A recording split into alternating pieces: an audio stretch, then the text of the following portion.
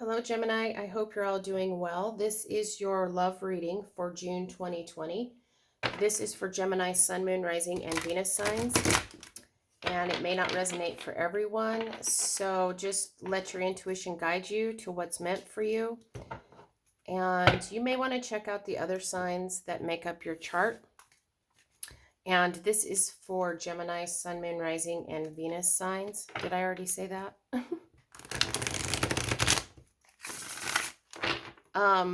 Thank you all for your support. I so appreciate it. If this resonates, please feel free to like and subscribe. So we're going to start by pulling an overall energy card for Gemini regarding love for June 2020. And the overall energy is the first chakra. And this is the energy of the root chakra, and it supports our sense of safety in a physical world and reminds us to enjoy our physical bodies. All right, well, let's get physical, Gemini. Let's pull 3 cards for the energy that's coming in for Gemini for June 2020. And we're getting the Hanged Man,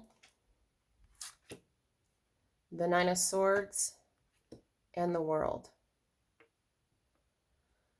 All right, so we start off the month with you feeling a little bit stuck and trying to gain a new perspective. There is an issue here that is causing you some kind of sleepless nights, some worry, stress, and anxiety. But there is an end to this coming with this World card, and this is enlightenment. So we have new perspective to going to gaining new enlightenment here with the World card. There isn't going to be an end to this Nine of Swords energy. So let's pull a card for the Nine of Swords, and we're getting the Eight of Cups. So you're going to walk away from this old emotional baggage that has been causing you these sleepless nights. And you're going to do it by being still, taking a moment, opening up your first chakra, that supports your safety in the physical world. And release this old emotional baggage. And so there is an end to this. There is an ending so that something new can begin in regards to a love situation. And there is this enlightenment. So let's get a card for this row, the Hanged Man, the Nine of Swords, and the World. And we're getting love yourself first. Your self-respect makes you more romantically attractive. So this does feel like this new perspective does come from a place of loving yourself, knowing that you're safe in this physical world, and loving yourself. So you gain this enlightenment about self-love, Gemini. So let's pull 3 more cards, and we're getting the Emperor, the Four of Swords, and the Knight of Wands. So this loving yourself first, having your self-respect brings you to a very healing energy, a very centered energy towards the end of June. We have this Emperor card, and this is a card about taking the lead, being very confident, very powerful. So this self-love is going to bring forth your Emperor energy into a love situation so that you can take some sort of passionate action going forward. You could be dealing with an Aries here regarding a love situation. And we have another card here of the Knight of Wands, which is a fire energy. And Aries is a fire sign. But it does look like you kind of pull this all together towards the end of the month to come into your power because you've walked away from this old emotional baggage. So let's get a card for the Emperor, the Four of Swords, and the Knight of Wands. And we're getting unrequited love. There's not enough attraction or chemistry to keep this relationship going. So here we have this energy of this unrequited love could be about this negative energy up here with this Nine of Swords.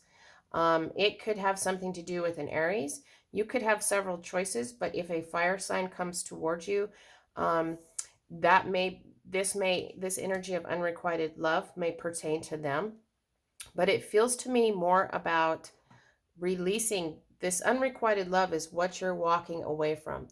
This is your emotional baggage, Gemini. Um, you had a lot of feelings for somebody and there wasn't enough attraction to sustain that relationship.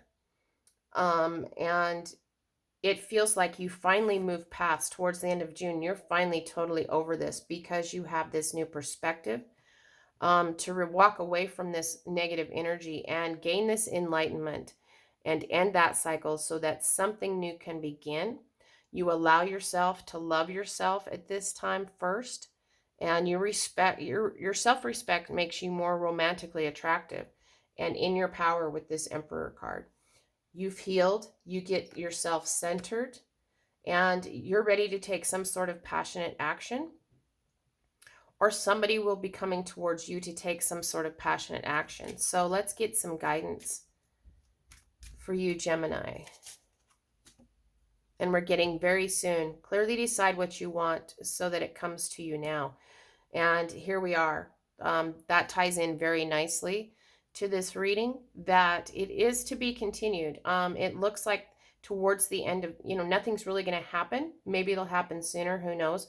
But we have this passionate action coming in towards the end of June, Gemini.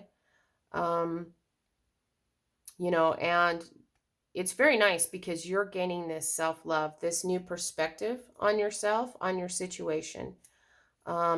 You've let this unrequited love go and walked away from it to walk towards your future. And this is your future. That cycle is ended and new cycle is beginning, and you gain this enlightenment. This enlightenment about loving yourself first. That if you don't love yourself first, you can't love another. And that brings you into this Emperor energy, this beautiful, powerful, in control, taking control of your life right here with this Emperor card. And that brings healing and being centered to take whatever passionate action this is. And very soon you need to decide what it is you want, because very soon that's going to be coming to you. And just remember, that the root chakra supports your sense of safety in a physical world and reminds you to enjoy your physical bodies. So maybe you'll be getting physical with a fire sign towards the end of the month, Gemini. So I hope this was helpful, and until next time, I'm wishing you lots of love and many blessings.